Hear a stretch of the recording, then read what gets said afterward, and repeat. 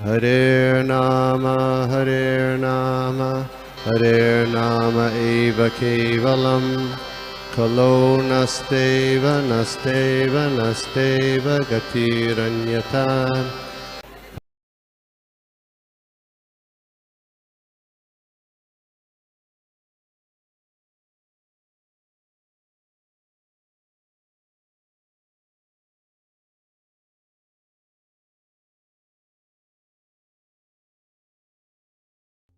हरे कृष्णा।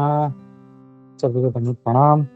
सभी का स्वागत है आज के अपने इस साधु संघ ऑनलाइन सत्र में, जो इस्कॉन कृष्णा भावना भावित अंतर्राष्ट्रीय संघ के अंतर्गत है। और आज हम लोग देख रहे हैं तीसरे स्कंद के 11वें अध्याय का पूरा सार देखने वाले हैं। हम लोग देखा ये बहुत ही एक टेक्निकल अध्याय था और काफी हम लोग ने इसमें मेहनत करके हम लोग ने प्रत्येक जो हमारा स्पीकर था उसने बराबर प्रेजेंटेशन बना के, चार्ट बना के उसको प्रेजेंट किया था। तो काफ़ी टेक्निकल था। कुछ लोगों का मुझे मैसेज भी आया कि तो बहुत टेक्निकल है, समझ में नहीं आ रहा है, काफ़ी लोग बोल रहे थे। तो मैंने सोचा कि हमेशा अपने विश्वम्भर प्रभु करते हैं, तो इस बार ये सेवा मैंने ले लिया। सोचा थोड़ा सा प्रयास करता हूँ।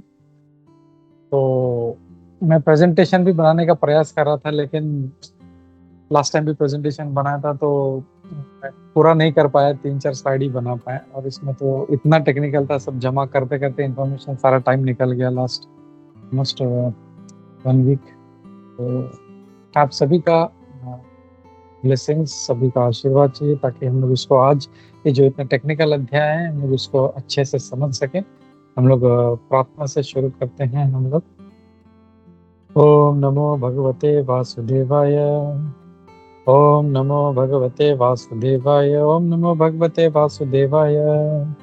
नारायणं नमस्कृत्य नरं चैव नरोत्तमं देवीं सरस्वतीं व्यासं ततो जयमुदीरयेत्। नष्टप्रायेषु अभद्रेषु नित्यं भागवत सेवया भगवती उत्तमश्लोके भक्तिर्भवति नैष्ठिकी। नमो विष्णुपादाय कृष्णप्रेष्ठाय भूतले श्रीमते भक्तिवेदान्त स्वामिनिति नामिने।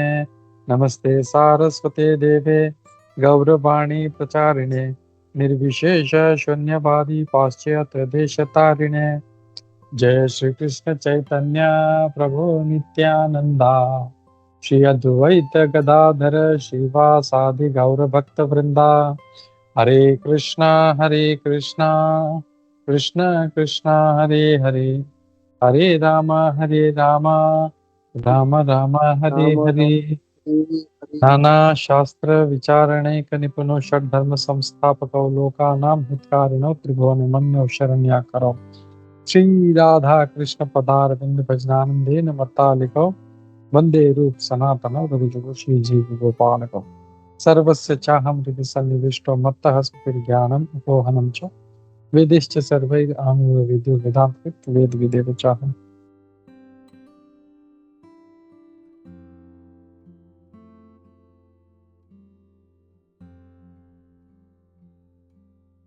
हरे कृष्णा। तो सभी का स्वागत है। आज देख रहे हैं तीसरा स्कंद का 11वां अध्याय। इसका नाम है calculation of time from atom. अणु के माध्यम से काल की गणना, समय की गणना। तो ये हम लोग देखने वाले हैं। और सभी, जैसे मैं कह रहा था, सभी स्पीकर्स जो थे हमारे, बहुत अच्छा फंटास्टिक प्रेजेंटेशन किया था, बहुत अच्छे से एक्सप्लेन किया था। लेकिन इसको पर्टिकुलर श्लोक में देखा था, इसको एज ए टोटल जो अध्याय है वो हम लोग इसको देखने का आज प्रयास कर रहे हैं। तो मैं स्क्रीन शेयर करता हूँ। तो हम लोग देख रहे हैं पहला श्लोक, हम लोग देखते हैं। तो पहले श्लोक में यहाँ पे जब इसका शुरुआत होता है तो यहाँ पे शुरुआत ही होती है अणु क्या है उसके बारे में, उसका वर्णन करके। तो यहाँ पे श्री मैत्री मुनि बताते हैं कि ये इस भौतिक सृष्टि का एकदम अंतिम इसका पार्टिकल है, ये जो उसका विभाजित नहीं किया जा सकता। It is indivisible and not formed into a body.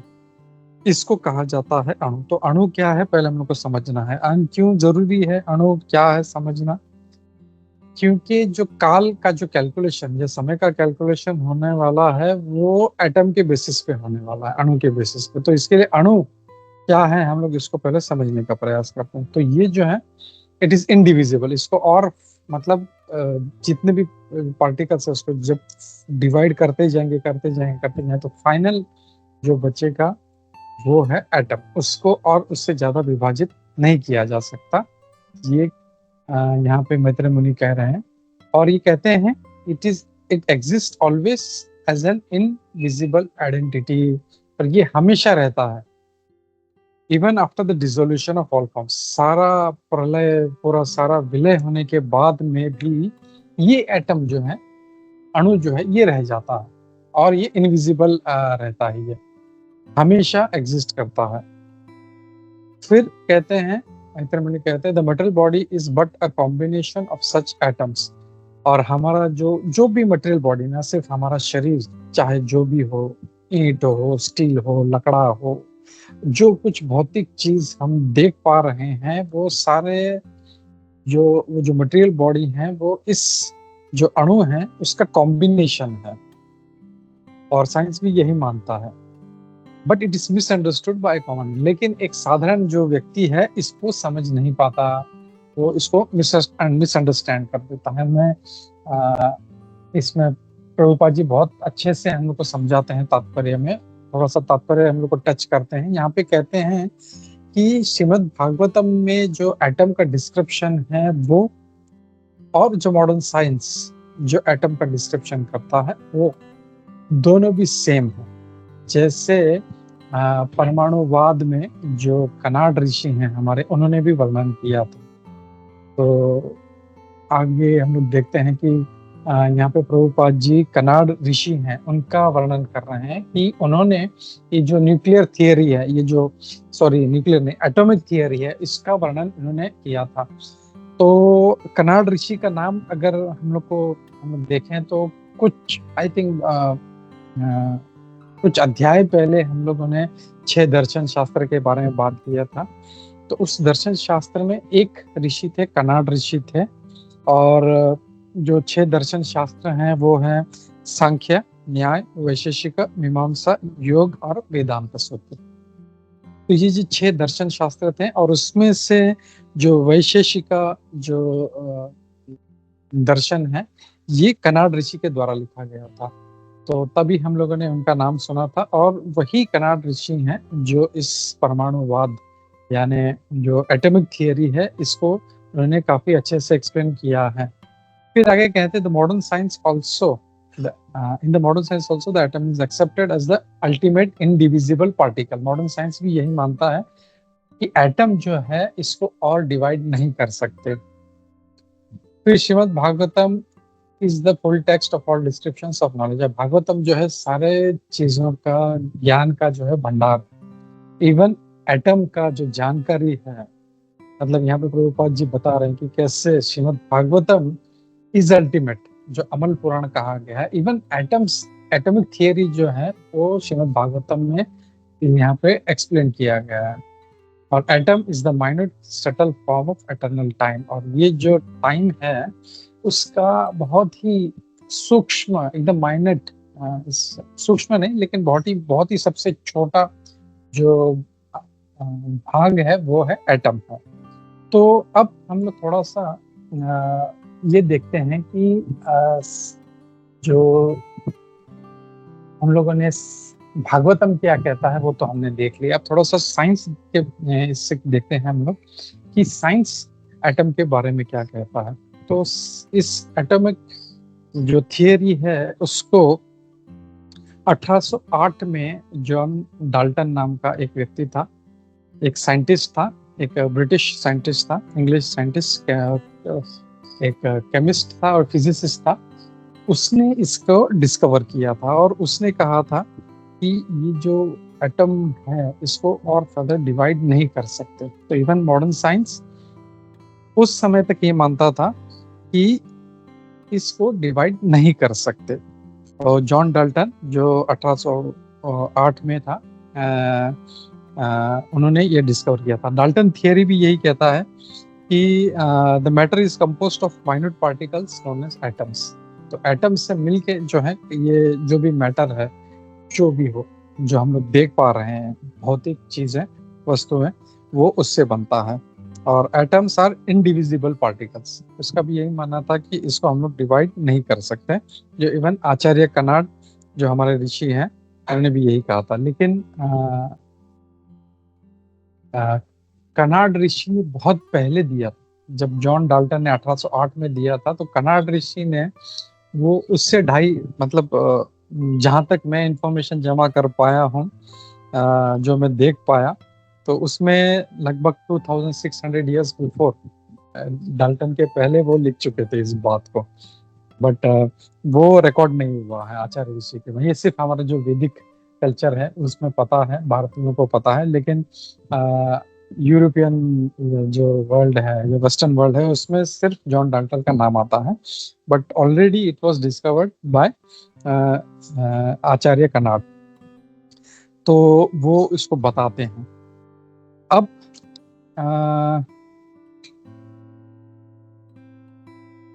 हाँ, तो ये था जॉन डाल्टन की बात। लेकिन हमारे अभी करंट साइंटिस्ट क्या कहते हैं? Does anybody know? कोई साइंस स्टूडेंट या कोई, what is the theory of atom? देखिए, श्रीमद् भागवतम तो कहता है इसको डिवाइड नहीं कर सकते हैं, जॉन डाल्टन भी कहता है। But what is the current theory? ये मैंने सुना था, इसके लिए मुझे डाउट है, इसके लिए मैं थोड़ा सा डिग आउट किया। ये जानबूझ के मैं इसको, इस बात को। Yes Govind. Hare Krishna. The current theory जो अभी प्रेवलेंट है कि एटम पहले इनडिविजिबल बोलते थे, बट करंटली क्या हुआ, जब उन्होंने एटम को डिवाइड किया तो बहुत सारे एनर्जी स्पीशीज, मतलब बहुत अलग अलग चीजें निकल रही थी। तो आयंस, इलेक्ट्रॉन्स, प्रोटॉन्स, उन्हें बहुत कुछ समझ भी आ रहा था। तो Hare Krishna. Correct, thank you. लेकिन इसके बाद उस साइंटिस्ट का नाम था अर्नेस्ट फोर्ड, जिसने 1908 में ये डिस्कवर किया, जो करंट साइंस है, जो हम लोग को स्कूल में पढ़ाया जाता है, जब मैंने भी स्कूल में पढ़ा था, कि atoms is further divided into protons, neutrons and electrons.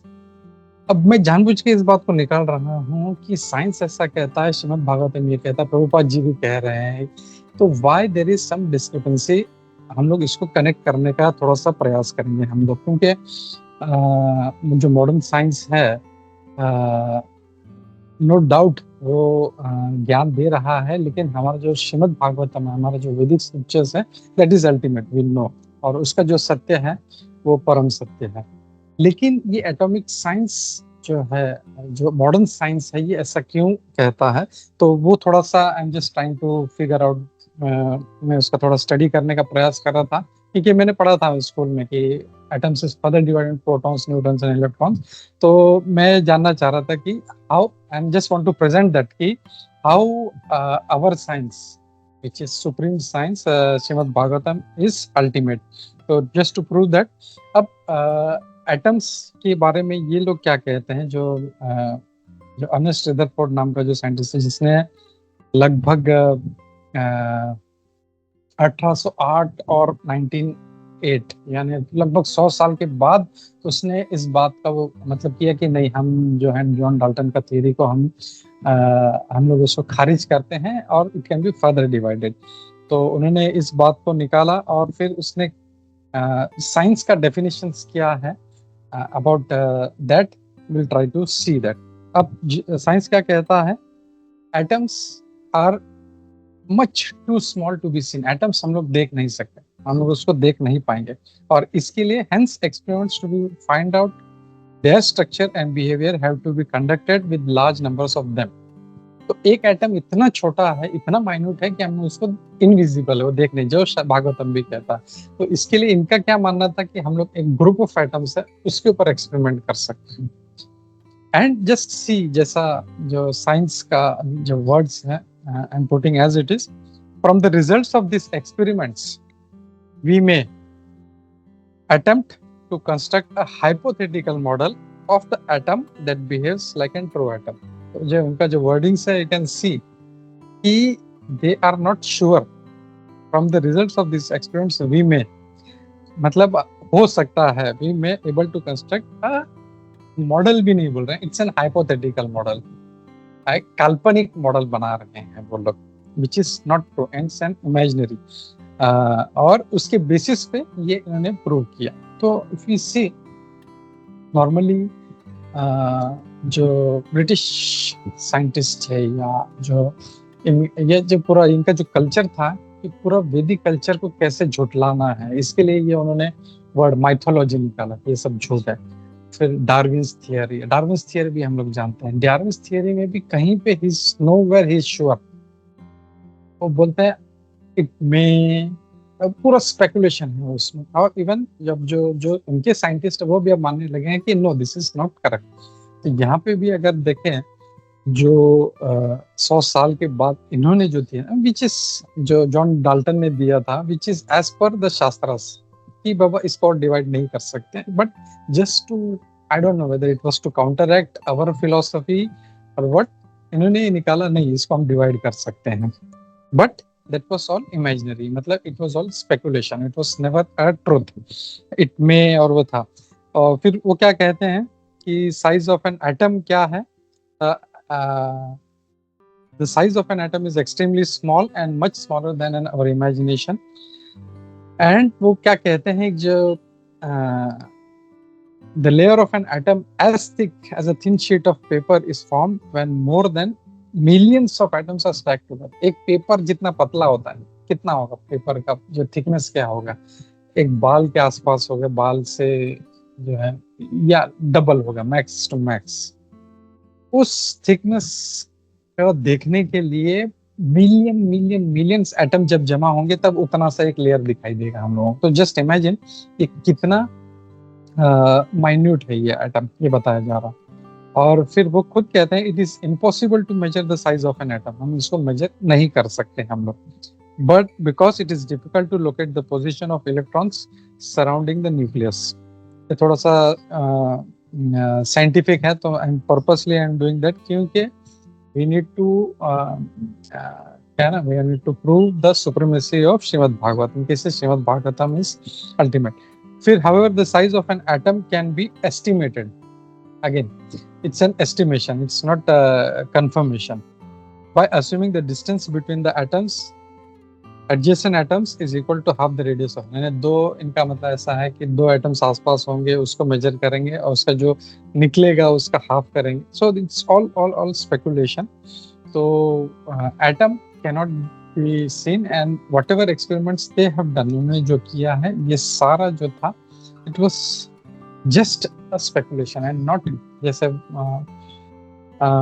Scientist लोग बोलते हैं कि जब तक हम देखेंगे नहीं, एक्सपेरिमेंट नहीं करेंगे, प्रूव नहीं करेंगे, we will not believe it, but there itself, जो चाहे डार्विन थियरी हो या इनका further explored newly discovered atomic theory था, which can be, atoms can be divided into protons, neutrons, electrons, is it's all speculation, it's क्या कहते हैं कि मतलब they are just imaginary and they have built a hypothetical model। I am not trying to prove science down, मतलब ऐसा नहीं है कि साइंस, हम लोग भी साइंस को मानते हैं, साइंस के जो है हम लोग यूज करते हैं, बट यहाँ पे पॉइंट ये कहना है कि whatever they have done was not complete, it was imperfect, and इसके लिए जैसे मैं कह रहा था कि स्वरूप दामोदर महाराज जो खुद साइंटिस्ट थे, जो प्रभुपाद जी के शिष्य थे, तो मैंने सोचा कि उनसे भी सुनते हैं कि उनका क्या कहना है। परम पूज्य स्वरूप दामोदर महाराज ही हिमसेल्फ वाज अ साइंटिस्ट, और उन्होंने फिर प्रभुपाद जी के शरण में आए, उनका उनसे दीक्षा लिया, एंड ही प्रभुपाद जी ने उनको कहा कि साइंटिफिक बेसिस पे तुम इस कृष्ण भक्ति का प्रचार करो। तो उन्होंने बहुत सारी किताब, जैसे मैंने लास्ट इसमें कहा था, he is written lot of books on basis of science. तो उनका एक बुक है scientific basis of Krishna consciousness, जो महाराज ने लिखा है, उसका कुछ एक छोटा सा सेक्शन में पढ़ता हूँ। महाराज क्या कहते हैं, it is also to be noted that the so called scientific theories are changing constantly. जो साइंटिफिक थियरीज हैं दे कीप ऑन चेंजिंग, वो है चेंज होते रहता है।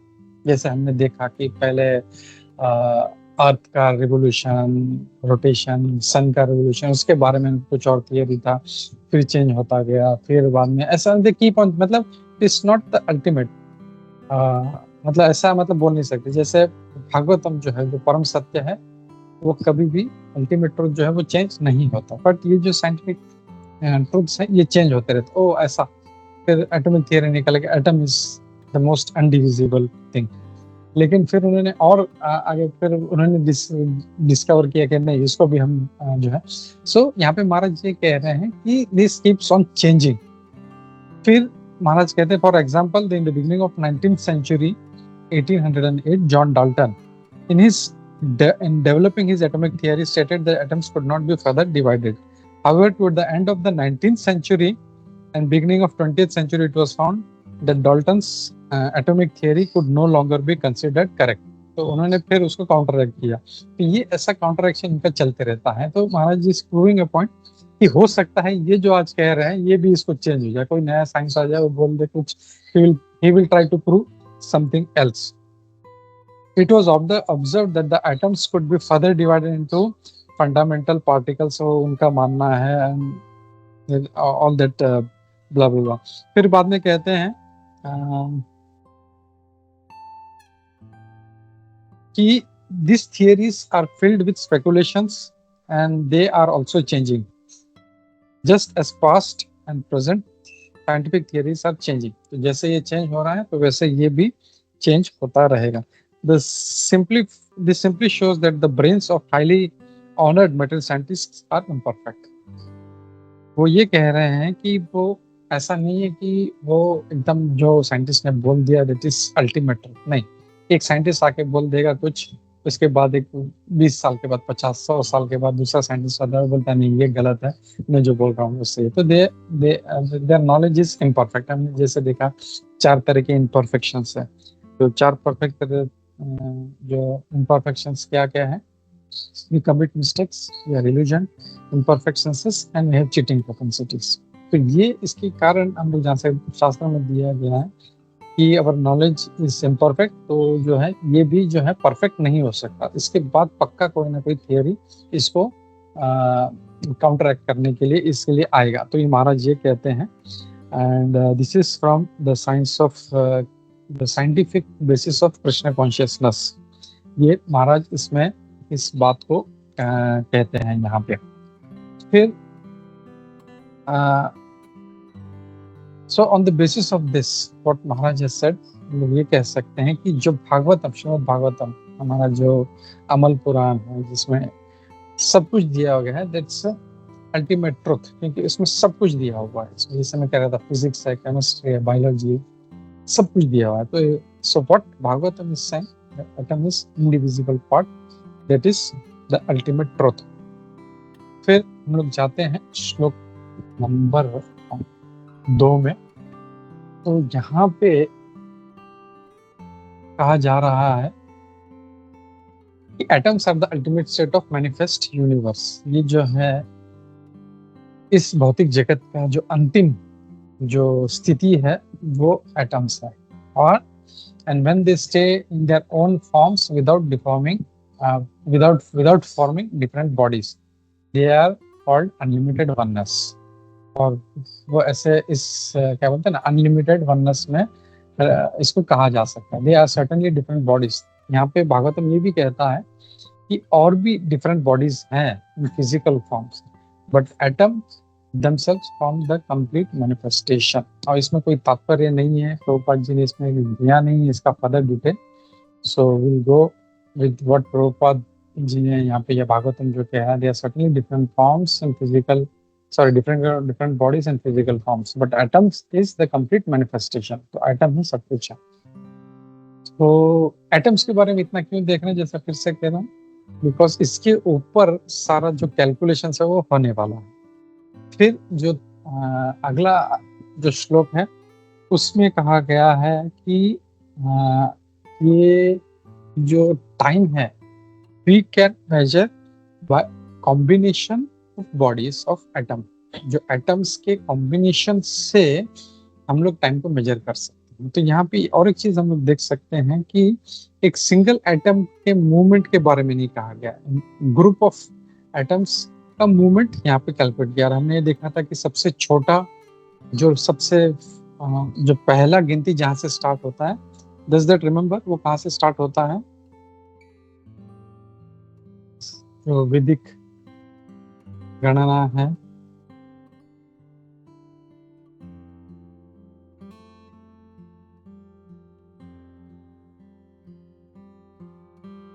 Nobody remember. ओके ठीक है।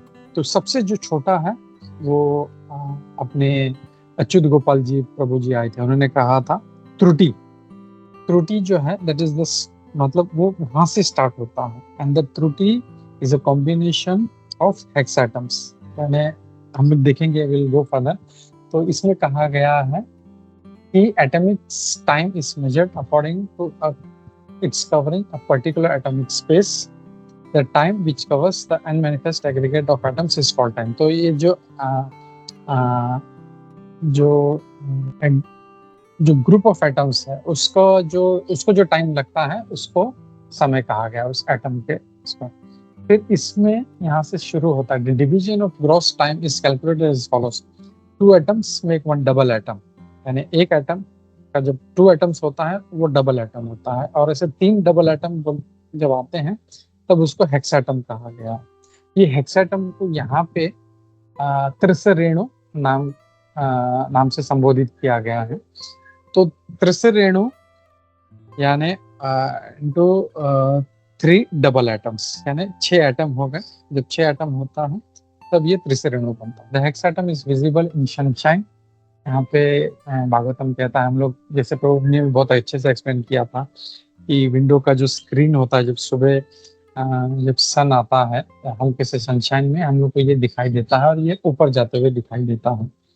फिर इसमें 6 में यहाँ पे कहा गया है कि the time duration needed for the integration of 3 त्रिसरेणुस। 3 त्रिसरेणु यानी हमने देखा एक त्रिसरेणु यानी 6 एटम्स, और जब 3 त्रिसरेणु होते हैं तो उसको त्रुटि कहा गया। तो यहाँ से हमारा कैलकुलेशन चालू होता है और प्रभुपाद जी ने इसको कैलकुलेट किया है। आगे हम लोग देखते हैं वो बात। जो त्रिसरेणु है, 3 त्रिसरेणु, उससे बनता है त्रुटि। फिर 100 त्रुटिस मेक 1 वेद। एक minute, just go to that. Okay, यहाँ पे प्रभुपाद जी तात्पर्य में दिया है। अच्छा, स्टिल फर्दर अहेड। ओके ठीक है। तो यहाँ पे 100 त्रुटि जब होती है तब उसको एक वेद कहा गया है। एक त्रुटि का कैलकुलेशन प्रभुपाद जी देते हैं which is 8 divided by 13,500 seconds, which is हम लोग मतलब वो फिगर हम लोग गिन भी नहीं सकते हैं, विच इज अनथिंकेबल। हम लोग ऐसा वो 100 जो त्रुटिस है मैं उसको कैलकुलेट कर पाया। 100 त्रुटि वो है एक वेद। जो एक वेद है वो प्रभुपाद जी ने दिया है 8 डिवाइडेड बाय 135 सेकेंड्स, जो है 0.006 सेकेंड्स, यानी 0.006 सेकेंड्स है वो एक वेद होता है। 3 वेद मिलके एक लव बनता है। एक लव यानी हम लोग जैसे जो स्पीकर थे उन्होंने बताया कि जो लव है ये हम लोग शास्त्र में भी यूज किया गया। लव मात्र साधु संग, कि उतना भी अगर हमको है साधु संग सर्व शास्त्र को है। लव मात्र साधु संग सर्व सिद्धि हो, यानी लव मात्र है साधु संग। अब वो लव कितना है ये हम लोग को जानना बहुत जरूरी है। क्यों? यहाँ पे यहाँ ये कहा गया है वो लव यानी 0.1777 सेकेंड्स, इतना माइन्यूट है वो। तो एक चीज तो हम लोग को ये समझना चाहिए, इतना सा अगर हम लोग को एसोसिएशन मिलता है 0.1777 सेकेंड्स का भी, तो भी सर्व सिद्धि हो। अब यहाँ पे हमको ये देखना है, मैं तो मंदिर जा रहा हूँ, वहाँ पे 4 घंटा रहता हूँ, 6 घंटा रहता हूँ, इतना सेवा करता हूँ, ये करता हूँ, वो करता हूँ, तो क्या मेरी सिद्धि प्राप्त हो गई मुझे? Are we getting that? जैसे शास्त्र कह रहा है, साधु संग सर्व शास्त्र, सब शास्त्र कह रहे हैं लव मात्र साधु संग से सर्व सिद्धि हो, तो क्या ये हमारे में क्यों नहीं हो? That means our procedure is wrong. हम इतना जो 6 घंटा सेवा कर रहे हैं, भक्तों के साथ रहे हैं, श्रवण कर रहे हैं, सुबह शाम श्रवण कर रहे हैं, लेकिन फिर भी वो हम लोग पास नहीं जा रहे, that means our process is wrong. तो उसके ऊपर हमको कॉन्टेम्पलेट करना है और इसको इम्प्रोवाइज करना है कि मैं कैसे राइट मूड में मैं करूं साधु संग, ताकि जिससे मुझे ये जो सर्व सिद्धि होए, ये जो है, और वो भी 0.1777 सेकंड्स में जो होना चाहिए, कम से कम मेरा 4 घंटे में कुछ तो थोड़ा सा आगे बढ़े, या मैं इतने साल से मैं भक्ति कर रहा हूँ, उससे कुछ तो फर्क पड़े। तो दैट्स व्हाई बहुत जैसे हम लोग बोलते हैं कि to measure our graph is very important. और ये साधना चार्ट हम लोग इसीलिए बनाते हैं कि हम लोग को मेजर करना है कि क्या मेरा इम्प्रूवमेंट हो रहा है। नहीं तो we are just wasting our time. श्रम ये वही के हम लोग जा रहे हैं, हम लोग श्रवण कर रहे हैं, हम लोग सेवा कर रहे हैं, लेकिन वो अगर फल नहीं दे रहा, then it is just a waste of time. जैसे इम्प्रूवमेंट होना, जैसे मैं हमेशा उदाहरण देता हूँ, अगर कोई जिम जा रहा है एकदम दुबला पतला, एक उसमें मतलब वो बोलता है जब मैं 25 साल से जिम जा रहा हूँ, तो कहीं तो कुछ तो दिखे मसल्स कहीं पे, लेकिन वो दिख ही नहीं रहा है, मतलब हाथ एकदम मतलब अगरबत्ती, पैर मोमबत्ती वैसा है, तो it's no use. So we need to focus. लव मात्र साधु संग इतना इम्पोर्टेंट है और इतना फल देने वाला है, लेकिन फिर भी मुझ में ये फर्क क्यों नहीं दे रहा? So we need to contemplate on that and we need to improve. फिर श्लोक नंबर 7 यहाँ पे क्या है, ड्यूरेशन ऑफ टाइम ऑफ 3 लव, यानी 3 लव जब मिलते हैं तो 1 निमिष बनता है, विच इज 0.5333 सेकेंड्स। 3 निमिष एक क्षण बनता है, विच इज 1.6 सेकेंड्स। फिर 5 क्षण जो है एक काष्ट बनता है जो 8 सेकंड है। 5 काष्ट है, सॉरी 15 काष्ट जो है वो एक लघु बनता है, तो एक लघु यानी 2 मिनट, 1 लघु इज 2 मिनट्स, तो 2 उसको काष्ट है। तो 15 लघु जो है एक नाडिका बनता है, जिसको दंड भी कहा जाता है। तो एक दंड विच इज 30 मिनट्स। तो हम लोग अगली बार किसी को बोलना है तो बोल सकते हैं, मैं एक नाडिका में आ रहा हूँ प्रभु जी, या एक दंड में आ रहा हूँ, या 2 दंड में आ रहा हूँ। तो 2 दंड जो है वो उससे एक मुहूर्त बनता है। 66 और 7 दंडस मेक 1/4 ऑफ अ डे। 6 या 7 दंड से 1/4 ऑफ अ डे बनता है, which is 180 seconds, sorry 180 minutes, which is 3 hours. और night according to human calendar, हमारे जो गणना के हिसाब से ये कहा गया। फिर इसमें जो इस दंड को कैसे मापना है वो अच्युत गोपाल जी ने बहुत अच्छे से बताया था। एक कलश लेना है, उसमें एक होल जो है वो करना है। वो होल जो है वो कैसा होना चाहिए, एक जो कलश है, जो कॉपर का, वो भी इसका कॉपर का कलश होना चाहिए, जिसका वजन 6 पला उतना होना चाहिए, या आज के कैलकुलेशन के हिसाब से 14 आउंस होना चाहिए। उसमें एक होल बनाना है, वो भी अच्युत गोपाल जी ने बहुत अच्छे से समझाया था कि एक लोहे का जो प्रोब है उससे बनाना है। तो वो कुछ भी अपने मन से नहीं, उसका भी मेजरमेंट दिया है। 4 मास का जो गोल्ड है वो लेना है, उसको 4 उंगली लंबा करना है, और फिर वो जितना पतला होगा उससे उस प्रोब से होल बनाना है, और फिर वो जल में रखना है। वो पानी भरने में जितना टाइम लगेगा, दैट विल बिकम 1 दंड। तो ये एक दंड इसमें कहा गया है। फिर यहाँ पे आगे जो है ये यम के बारे में कहा गया।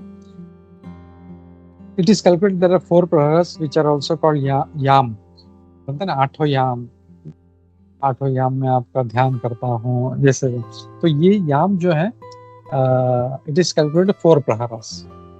तो ये 4 प्रहर जो है वो याम है, विच इज ऑलमोस्ट 3 आवर्स, 3 घंटा होते हैं, और 8 याम होते हैं, हम लोग को पता है। तो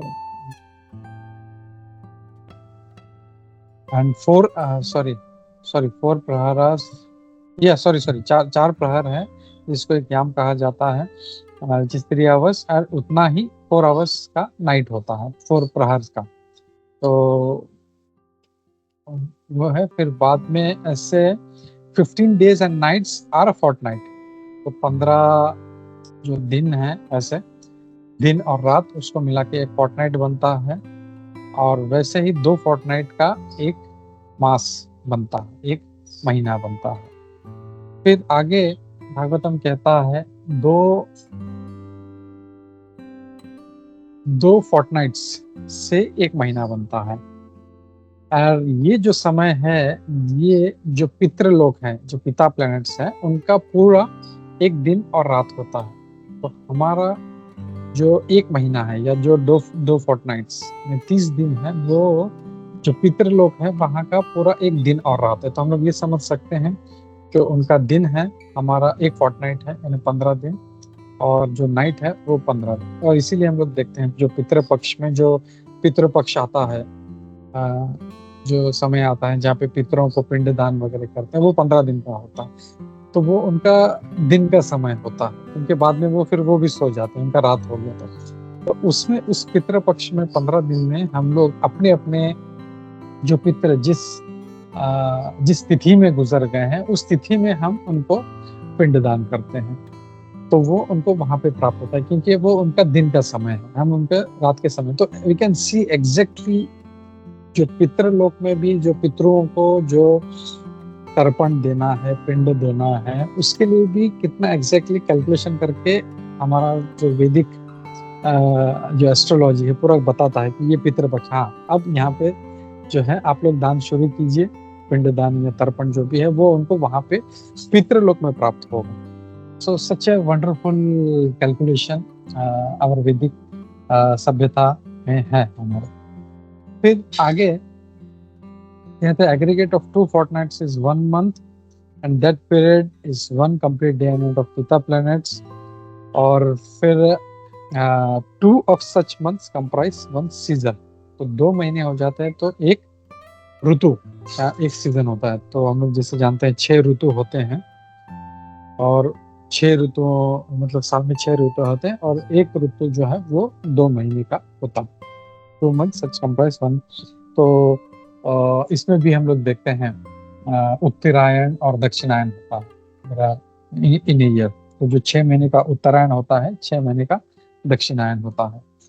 फिर इसके बाद यहाँ पे आगे कहा गया है 2 सोलर मूवमेंट्स ऐसे जो है वो देवताओं के वो दिन और रात बनते हैं। तो ऐसा जो सोलर मूवमेंट्स है उत्तरायण और दक्षिणायन, 6 महीना वो बनते हैं देवताओं का 24 घंटा।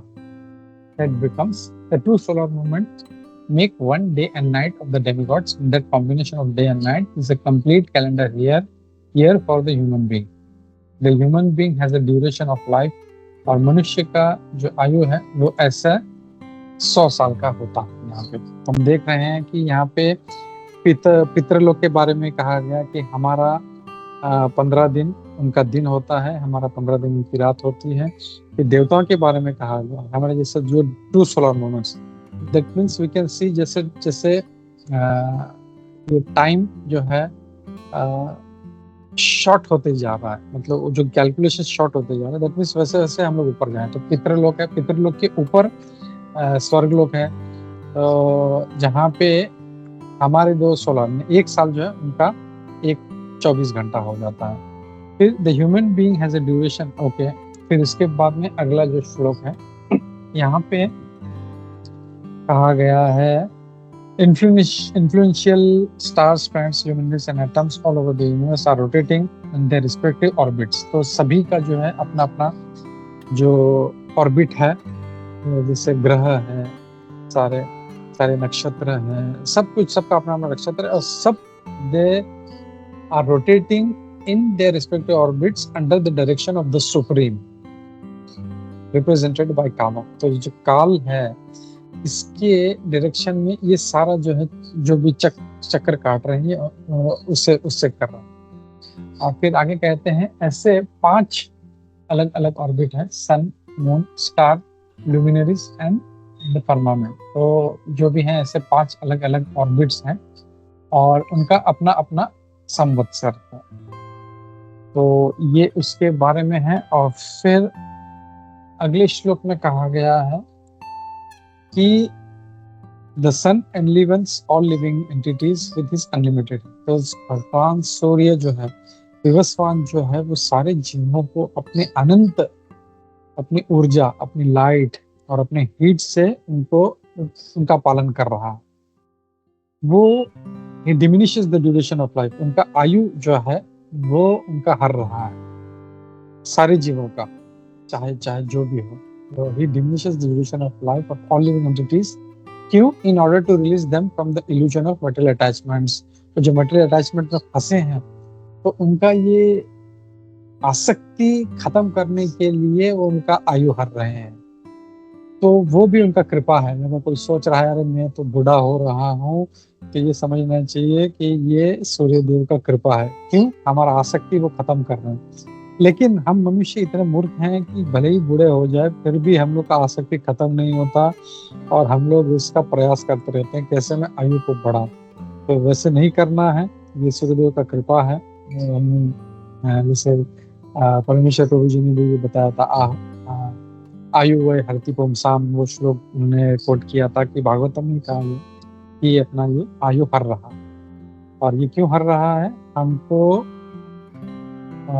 मुक्ति दिलाने, हमको जो हमारा भौतिक आसक्ति है उससे मुक्त करने से। और आगे कहते हैं enlarges the path of elevation, हमारा जो ऊपर एलिवेशन की तरफ जाने का जो रास्ता है वो उसको बढ़ा रहे हैं। नहीं तो मनुष्य आसक्त रहेगा और यहीं पड़ा रहेगा। जब उसका आयु हरता रहेगा तो उसका आसक्ति खत्म होगा, तब वो धीरे धीरे ऊपर की तरफ बढ़ेगा। He thus moves in the firmament with a great velocity, बहुत ही स्पीड में वो घूम रहे हैं। And therefore everyone should offer him respects, हर किसी को सूर्य देव को जो है आदर करना चाहिए। वो भी परमेश्वर प्रभु जी ने बताया था एटलीस्ट once every 5 years, उसका चलो डेली नहीं, मंथली नहीं, ईयरली नहीं, तो कम से कम 5 साल में एक बार तो उनका सारे सामग्री सहित उनका पूजा करना चाहिए। ठीक है, ये कहा गया। फिर इसके बाद में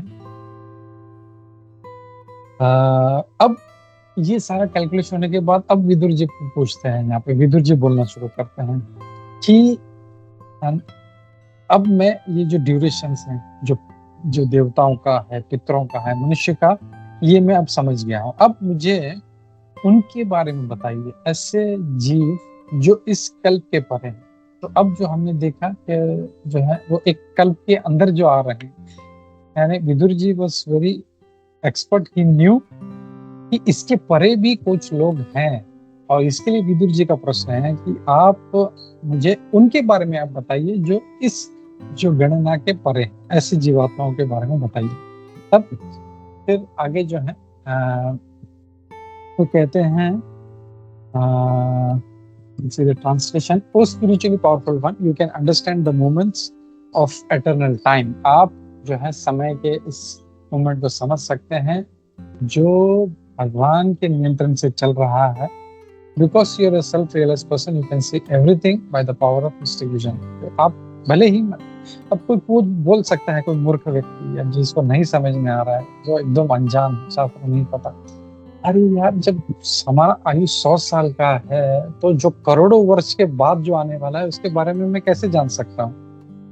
सो सम इग्नोरेंट पर्सन में हैव दैट क्वेश्चन, जो करोड़ों साल के बाद या 10 करोड़ साल के बाद या 100 करोड़ साल के बाद जो है उसके बारे में मैं कैसे जान सकता हूँ? तो इसके लिए यहाँ पे वो प्रश्न वो बता रहे हैं कि आप जो है आपने सर्व साक्षात्कार किया हुआ, सेल्फ रियलाइज्ड, और आप अपनी दिव्य दृष्टि से कुछ भी देख सकते हैं। अपनी दिव्य दृष्टि से हमने देखा, दिव्य दृष्टि हमारे सामने एग्जाम्पल है संजय, जो अपने महल में बैठे बैठे महाभारत का हर एक कोना देख पा रहे हैं, which is much better than any CCTV और कैमरा। कैमरा भी जो है एक कैमरा से वो मैक्सिमम जो वो कैमरा कवर कर रहा है, अगर बॉलर को कवर कर रहा है तो बॉलर ही दिखेगा उसमें, और बैट्समैन को कवर कर रहा है तो बैट्समैन भी, लेकिन बाकी फील्डर्स क्या कर रहे हैं या फुटबॉल प्लेयर क्या कर रहे हैं कुछ पता नहीं। But if you see the power of जो ये मिस्टिक विजन है, दिव्य दृष्टि, इतना कि वो एक ही समय में दुर्योधन क्या कर रहा है, दूसरे कोने में अर्जुन क्या कर रहा है, तीसरे कोने में भीम क्या कर रहा है, भीष्म क्या कर, he see everything. So that is the power of mystic vision. और इसकी वजह से आप करोड़ों साल पहले भी देख सकते हैं, करोड़ों साल बाद भी देख सकते हैं। This is the point he is trying to make. तो यहाँ पे छोटा सा मैं एक खाली पढ़ता हूँ। Those who have reached the highest perfectional stage of mystic power can see everything in past, present and future are called त्रिकालज्ञ। तो त्रिकालज्ञ जो है वो सब कुछ देख सकते हैं, पहले क्या हुआ है, अब क्या हो रहा है वो तो दिख ही रहा है, लेकिन आगे क्या होगा ये भी जो है ये जान सकते हैं। Similarly the devotees of the Lord can see everything clearly, और सब कुछ जो है उनको एकदम स्पष्ट रूप से दिख सकता है। The devotees of Lord Krishna can very easily understand the science of Krishna as well as the situation of the material and spiritual creations without difficulty। भगवान के भक्त जो हैं भगवान कृष्ण के विज्ञान को बहुत अच्छी तरह से समझ सकते हैं, और ये जो भौतिक और आध्यात्मिक क्रिएशन है इसको बिना तकलीफ के आराम से समझ सकते हैं। तो ये था। इसके बाद में फिर अब जब उन्होंने ये ऐसा कहा, पूछा कि आप मुझे उनके बारे में बताइए, अब मैत्रेय मुनि बोलना शुरू करते हैं। तो मैत्रेय मुनि क्या कहते हैं, वो फिर बाद में जो उनका स्पीड बढ़ जाता है कैलकुलेशन क्योंकि अभी तक वो एटम्स से लेके वो बता रहे थे, तो अब वो जो है वो बोल रहे हैं 4 मिलियनियम, यानी जो एक चतुर्युग के बारे में बता रहे हैं, सत्य, त्रेता, द्वापर और कली। तो इन सब को अगर मिला है तो वो कहते हैं 12,000 साल देवताओं के, यानी हमने अपना कैलकुलेशन देखा, will not go into that. हमारे कुछ 43 करोड़ 20 लाख साल होते हैं, बट देवताओं के वो सिर्फ 12,000 जो है साल होते हैं, वो हमने देखा था। The years of demigods are equal to 360 years of human kind. हमारा 360 साल जो है वो देवताओं का एक साल है, ठीक है, ये यहाँ पे देखा था। और फिर नेक्स्ट यहाँ पे फिर आगे कहते हैं ट्रांसलेशन, द ड्यूरेशन ऑफ सत्य मिलेनियम इक्वल्स टू, अब हमने सत्य चतुर्युग है इसका ब्रह्मा जी का हमारी गणना के हिसाब से हमने देखा है। तो अब यहाँ पे देवताओं के बारे में बता रहे हैं। देवताओं का जो सतयुग है वो 4,800 साल है, 4,800 ईयर्स। त्रेता जो है 3,600, द्वापर जो है 2,400 और कली जो है वो 1,200। तो ये जब मैं देख रहा था तो मुझे और एक चीज रियलाइज हुआ कि भगवान कितने दयालु हैं कि कलयुग जो है उन्होंने इतना छोटा कर दिया है। क्योंकि कलयुग में क्या है, सिर्फ झगड़ा, मारकाट, कलह, एक जो है वो एक दूसरे को भड़का रहे हैं, ये मत, ऐसा मत करो, वैसा मत करो, and it's all just fighting and कलह का युग। तो भगवान ने इसको सबसे छोटा कर दिया। जस्ट इमेजिन अगर ये कलयुग जो है अगर सतयुग की तरह लंबा होता, मतलब 12,96,000 नहीं 17,28,000, तो कितना परेशान। हम लोग तो अभी अपने जो आयु में जो देख रहे हैं कल उसी से परेशान है। तो just imagine it would have been like Satya Yuga, तो कितना हम लोग परेशान हो। तो सब Lord is merciful and that's why जो अच्छा युग है उन्होंने उसको ज्यादा समय रखा है, और जैसे जैसे अधर्म बढ़ता गया वैसे वैसे समय को कम करते गए, और कलयुग को सबसे छोटा लग रखा है, विच इज 4,32,000 ईयर्स। ये हमने यहाँ पे इस कैलकुलेशन में देख रहे हैं। और फिर आगे यहाँ पे ये कहते हैं the transition periods before and after every millennium. तो जैसे सतयुग और त्रेता युग, जो इसके बीच में जो ट्रांजिशन है विच आर फ्यू 100 years। तो बिफोर एंड आफ्टर यहाँ पे भी क्लियर कर रहा है कि द ट्रांजिशन पीरियड्स जो कुछ 50 साल यानी 100 years है, फ्यू 100 years, तो कुछ टाइम सतयुग का और कुछ टाइम जो है त्रेता युग। ये जो ट्रांजिशन पीरियड है इसको युग संध्या कहा है। अभी युग संध्या क्या है यहाँ पे वो बता रहे हैं मैत्रेय मुनि। और ये कहा जाता है ये जो युग संध्या है या जब जो युगों का संध्या होता है, सतयुग त्रेता हो या त्रेता द्वापर हो या द्वापर कली हो, ये अकॉर्डिंग टू एक्सपर्ट एस्ट्रोनॉमर्स इसको कहा जाता है। And this period in those period all kinds of religious activities are perform. और ये बहुत अच्छा समय है कुछ धार्मिक कार्य करने के लिए, सबसे उत्तम समय है ये यहाँ पे कहा गया। फिर अगला जो है श्लोक ये क्या कहता है कि सतयुग में जो है मनुष्य बहुत ही धर्म के हिसाब से जीता था, लेकिन जैसे जैसे युग बढ़ता गया वैसे अधर्म बढ़ता गया और जो धर्म है वो कम होता गया, वन पार्ट एक पार्ट से कम होता गया और अधर्म जो है एक पार्ट से बढ़ता गया। तो उसमें हमने देखा था कि कैसे सतयुग में 4 पार्ट धर्म के थे, फिर त्रेता में 3 हो गए, अधर्म का 1 पार्ट हो गया, फिर द्वापर में 2 पार्ट अधर्म के 2 पार्ट धर्म के थे, और अब हम जिस युग में है उसमें धर्म का सिर्फ 1 पार्ट रह गया है और अधर्म का 3 पार्ट हो गया। तो अधर्म जो है बढ़ता जाए। और उसमें भी देखा था प्रभुपाद जी कहते हैं कि ये धीरे धीरे धर्म जो है पूरा नष्ट हो जाएगा, अधर्म पूरा ओवरकम कर लेगा इसका, वो हमने देखा था। फिर हमने देखा था जो है out of this planetary system से जो 3 लोग हैं इसके परे जो है, जब outside of the 3 planetary systems, the 4 yugas multiplied by 1000 comprise one day of planet of Brahma।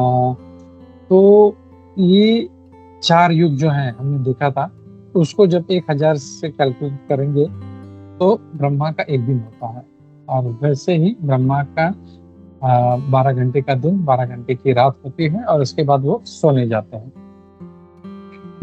फिर आगे कहते हैं मैत्रेय मुनि, ब्रह्मा की जब रात खत्म हो जाती है तो फिर क्रिएशन शुरू हो जाता है दिन में, और वो पूरा रहते हैं, और तब मनु जो है सारे 14 मनु वो आते हैं, और मनु से ही सारे मनुष्य फिर आगे आते हैं। और उसमें भी फिर अपने को जी कांतपुर जी ने सारा बताया था कि मनुओं के नाम दिए थे, 14 मनुओं के पूरे नाम दिए थे। विल नॉट रिपीट दैट, वो 14 मनु है, और एक एक मनु में कौन कौन से अवतार आते हैं वो भी पूरा उन्होंने बताया था। अब यहाँ पे फिर कहते हैं each and every Manu enjoys a life of little more than 71 sets of 4 millions. अब मनु का आयु भी बताते हैं। मनु का आयु जो है वो है ये जो चतुर्युग इंटू 71, उससे थोड़ा सा जरा ज्यादा है, वो 1 मनु का आयु। तब हम देख रहे हैं कि जैसे विदुर जी ने प्रश्न पूछा था कल्प के परे, तो 1 कल्प है ये चतुर्युग, तो ऐसा 71 जो कल्प हो जाते हैं वो है मनु का आयु, वो यहाँ पे बता रहे हैं। तो पहला उनका बताते हैं कि मनु एक ऐसे हैं जो कल्प के परे हैं।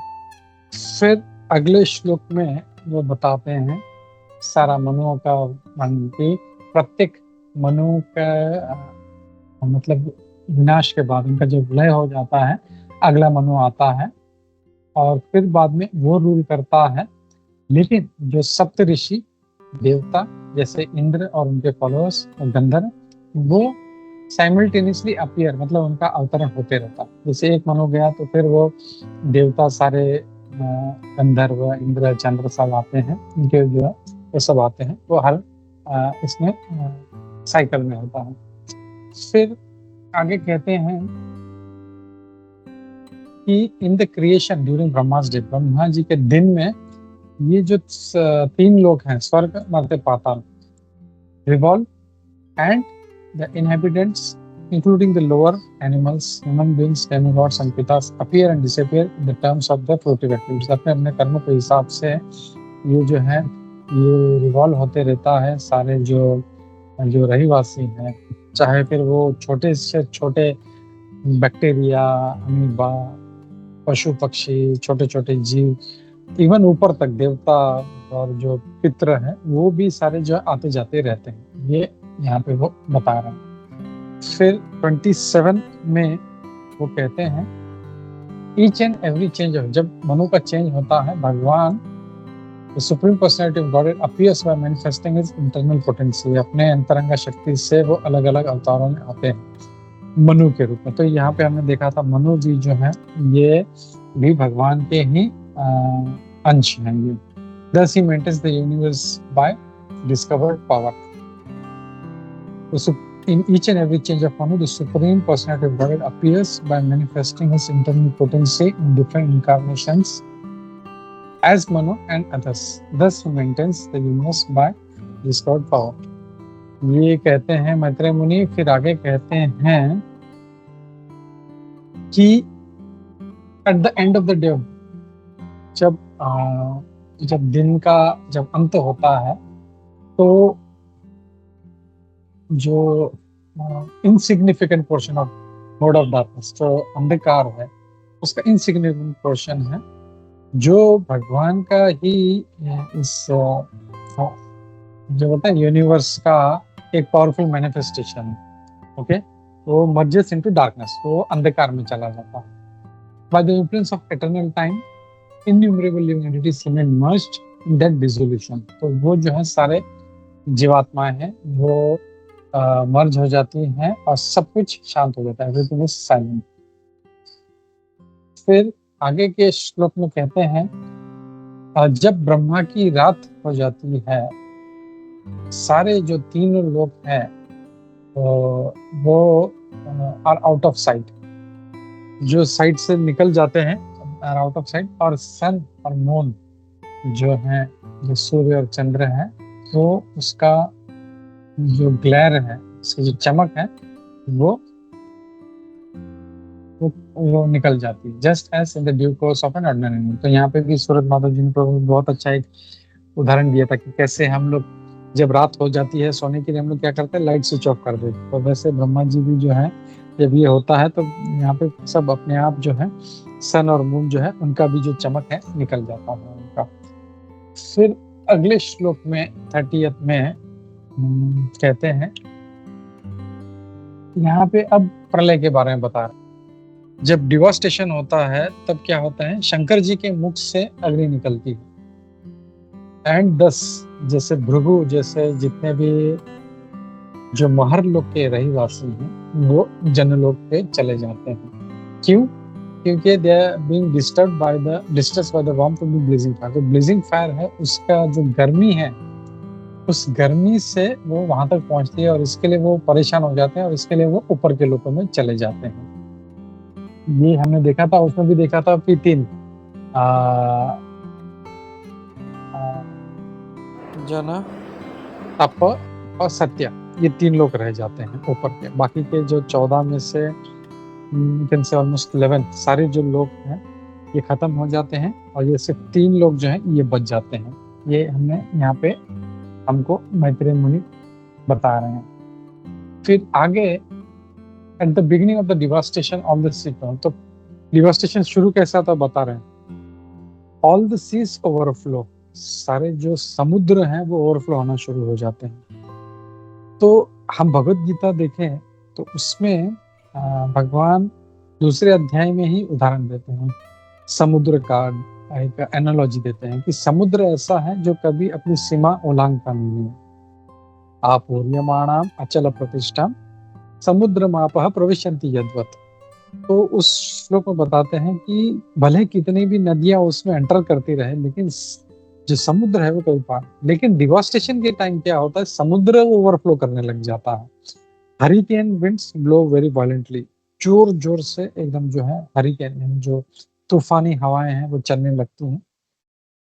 हम लोगों को इतना यहाँ पे उसका कभी मैंने तो कभी उसका आई थिंक इंडिया में भी कहीं पे इतना उसका प्रभाव नहीं है, लेकिन बाहर के यूएस और यूरोपियन कंट्रीज में जब तूफान आते हैं, वो हरिकेन्स आते हैं, तो सब कुछ उड़ा के लेके जाता है। हम लोग खाली मूवी में इमेजिन कर सकते हैं, हॉलीवुड मूवीज में दिखाते हैं कैसे इवन पूरा घर का घर, गाड़ियां सब जो है वो पूरा उड़ा ले जाती हैं। सो that is just a small fraction. जब डिवास्टेशन होता है तो वो उसका कई हजार गुना जो है वो इतना भयानक वॉयलेंट होते हैं। और इसके क्या होता है, thus the waves of the sea become ferocious, और इसके कारण जो सी जो है वो एकदम भयंकर हो जाता है, और कुछ ही समय में सारा अपना जो तीनों जगत है वो पानी से भर जाता है। तो यहाँ पे सिर्फ हमारा पृथ्वी की बात नहीं हो रही है, सिर्फ तीनों जगत है, जो ऊपर के तीन लोग हैं वो छोड़ के जो सारा पानी से पूरा भर जाता है, एवरीथिंग इज फिल्ड। फिर आगे के श्लोक में हमने देखा था कि the supreme Lord, the personality of godhead lies down in the bottom. सब जब पूरा पानी से भर जाता है तब अनंत जो है भगवान जो है वो अनंत को अपना बिछौना बना के, अपना बेड बना के उसके ऊपर आराम से आंख बंद करके लेट जाते हैं। और सारे जो जन लोग के जो महरलोक से ऊपर गए थे वो भगवान को प्रणाम करते हैं। तो हमने अगर आप लोगों को याद होगा, जो इस यूनिवर्स का हमने जो पूरा जो पिक्चर देखा था, तो अनंत जो है इवन जब चतुर कुमार जब उनके पास जाते हैं उस टाइम पे भी देखा था कैसे एकदम इस ब्रह्मांड के निचले स्तर पर भगवान अनंत जो है अनंत पे लेट के वहां पे उसको वो रहते हैं वहां पे। तो वहां पे जो है उस नॉट नेसेसरीली ये एंड में ही होगा या लास्ट में होगा उसमें, लेकिन जब पूरा भर जाता है तो या it can be anywhere, he lies down on the water. भगवान उस पानी में लेट जाते हैं, आंखें बंद करते हैं, और जन लोग ऊपर के लोगों से वो भगवान को देख के उनको प्रणाम करते हैं और अपनी स्तुतियां गाने लगते हैं, अपने विद फोल्डेड हैंड्स अपने भगवान की स्तुति करने लगते हैं। फिर अगले श्लोक में यहाँ पे कहा गया है, the process of exhaustion of the duration of life exist for every one of the living beings. तो ऐसा नहीं है कि जो आयु जो है सिर्फ निचले के लोगों के या से मनुष्य के, देवता, वो हर किसी के लिए। अब ब्रह्मा जी भी उसमें आते हैं, उनका भी जो 100 साल पूरा हो जाता है, उनका एक टर्म हो जाता है, तो उनका भी जो है एग्जॉशन हो जाता है, उनका भी आयु खत्म हो जाती है। फिर आगे हम देखते हैं 100 years ऑफ ब्रह्मा डिवाइड। यहाँ पे ब्रह्मा जी के जो 100 वर्ष है, यहाँ पे इसको दो भाग में डिवाइड किया गया, first half and second half. The first half duration life is already over. Bhagavat में बोल रहा है कि उनके 50 साल पूरे हो चुके हैं, अब अगला जो 50 साल है वो अभी चल रहा है। और उसमें भी हमने देखा था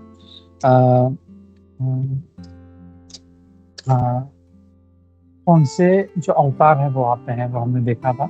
और फिर उसमें in the beginning of the first of Brahma's life, जो पहला जो फर्स्ट हाफ है उसमें जो मिलेनियम था वो उसको ब्रह्मकल्प कहा जाता है, क्योंकि ब्रह्मा जी अवतरित होते हैं और तभी वेदों का जन्म भी होता है। जैसे ब्रह्मा जी का जन्म होता है वेदों का भी जन्म होता है, उसको ब्रह्मकल्प कहा जाता है।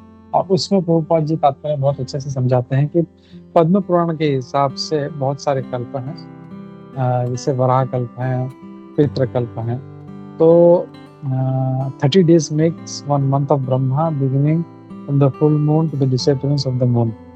ये सारा कैलकुलेशन बताते हैं। फिर बोलते हैं 12 such months complete 1 year, 50 years complete 1 प्रारब्ध। तो एक प्रारब्ध जो है वो 50 साल होंगे। अब ये द्विप्रारब्ध है, ये दूसरा प्रारब्ध हमने देखा था। फिर इसमें प्रभुपाद जी बताते हैं श्वेत वराह का अवतरण होता है फर्स्ट बर्थडे ऑफ ब्रह्मा, यानी जब ब्रह्मा जी 1 साल के हो जाते हैं, जैसे ब्रह्मा जी का जन्म हुआ, उनका जब फर्स्ट बर्थडे पे जब भगवान उनको विश करते होंगे हैप्पी बर्थडे टू यू, तब वराह के रूप में आते हैं और वो श्वेत वराह के रूप में आते हैं। वहाँ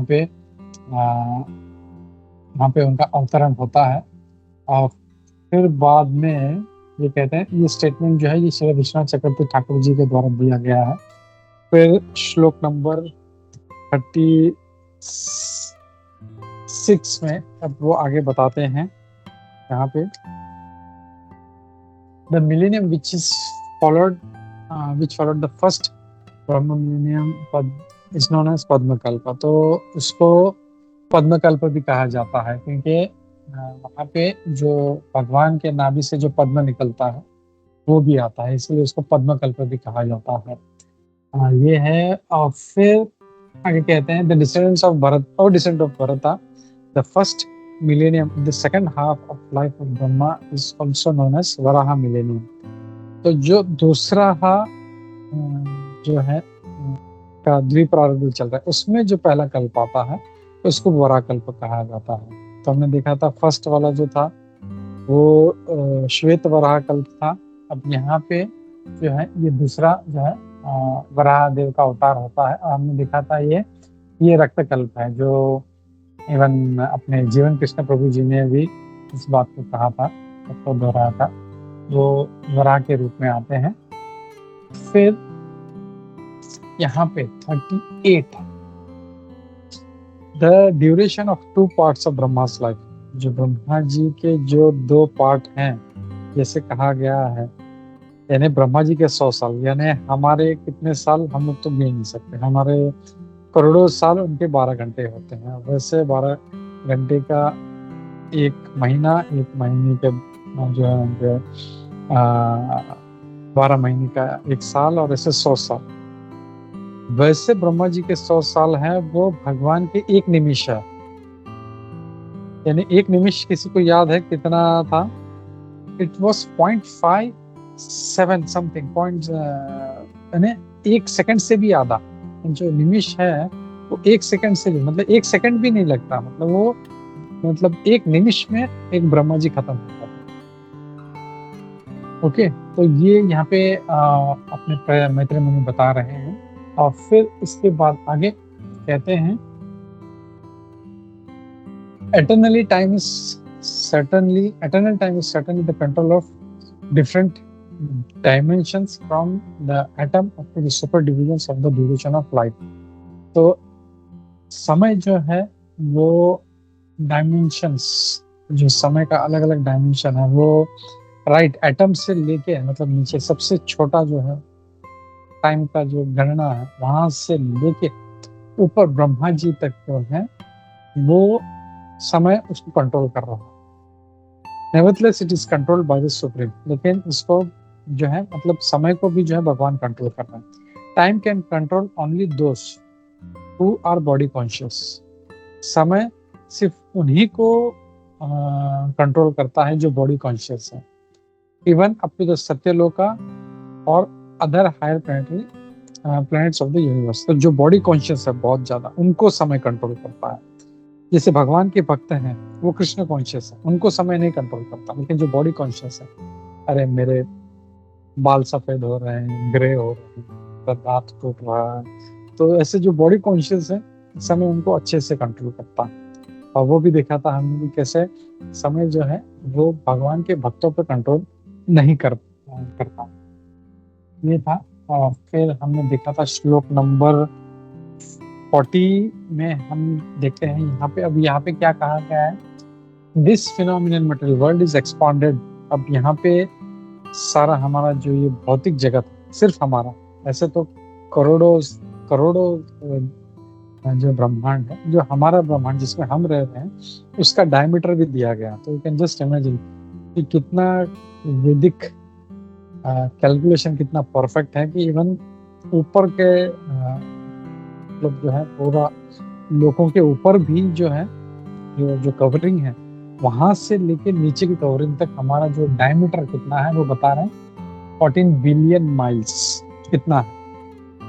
as a combination of 8 metal elements transform into 16 further categories. तो ये जो 8 भौतिक तत्व हैं, तो 8 भौतिक तत्व क्या है? पंच महाधातु और मन बुद्धि अहंकार, ये जो है ये ट्रांसफॉर्म होता है 16 में आगे। उसके बारे में ये कहा गया है। टाइम नहीं है अभी, विल सी नेक्स्ट। अब 41 में क्या कहा गया? The layers of the elements covering the universes are each 10 times thicker than the one before। तो हम देख रहे हैं नीचे के प्लैनेट से लेके, जो पाताल से लेके ऊपर का सत्यलोक तक। सिर्फ ये नहीं है, हमने वो पिक्चर भी देखा था कि कैसे उसके बहुत लाखों किलोमीटर ऊपर उसका कवरिंग, पहला कवरिंग स्टार्ट होता है। अब यहाँ पे मैत्रेय मुनि उसके बारे में बताना शुरू कर रहे हैं कि वहाँ पे कवरिंग्स हैं और प्रत्येक कवरिंग जो है वो 10 times थिकर है। पहला जो है वो कवरिंग है, मैं बाद में इसमें ग्रुप में भी शेयर कर दूंगा। पहला जो है पृथ्वी, उसका लेयर। तो हमारा जो जो डायमेंशन है जगदंड का, उसका थिकनेस जो है वो उतना उस पृथ्वी के लेयर का, और उससे आगे जो है वो वाटर का लेयर है। यानी अर्थ का जो डायमेंशन है, जो लेयर का, उसका 10 गुना उस वाटर का लेयर है। और वैसे करते करते करते 8 लेयर है। वाटर के ऊपर है फायर का लेयर, वो वाटर के लेयर से 10 गुना मोटा है। उसके बाद है एयर, वो फायर से 10 गुना है, ज्यादा बड़ा है। ईथर के बाद साउंड के बाद इंटेलिजेंस, साउंड नहीं, माइंड है। माइंड के बाद इंटेलिजेंस, और इंटेलिजेंस के बाद फॉल्सी। तो ऐसे ये 10 गुना मतलब अर्थ का लेयर का 10 गुना, वाटर का 10 गुना। तो वी कैन जस्ट इमेजिन कितना भयानक, कितना बढ़िया जो है, और कितना विशाल ये कैलकुलेशन है सारा। और सब कुछ यहाँ पे कैलकुलेशन हमारा वेद कर सकता है। जैसे मधुसूदन प्रभु जी बता रहे थे कि एग्जैक्टली इस समय ब्रह्मा जी की घड़ी में क्या टाइम हुआ है, वो भी हम लोग कैलकुलेट कर सकते हैं। We can even calculate what is the time right now. Brahma ji अगर घड़ी पहनते हैं तो उनका घड़ी में कितने बजकर कितने मिनट और कितने सेकंड्स हुए, वो भी हम लोग कैलकुलेट कर सकते हैं। तो ये बताया उन्होंने। और फिर मैत्रेय मुनि अब आगे कहते हैं कि ये लास्ट श्लोक है, the supreme personality of God Shri Krishna is therefore said to be the original cause of all causes. भगवान सर्व कारण कारणम, ईश्वर परम कृष्ण सच्चिदानंद विग्रह अनादिरादिर गोविंद सर्व कारण कारणम। भगवान सभी कारणों के कारण है। 10 the spiritual abode of Vishnu is eternal. इसके लिए भगवान विष्णु का जो धाम है वो एटर्नल है।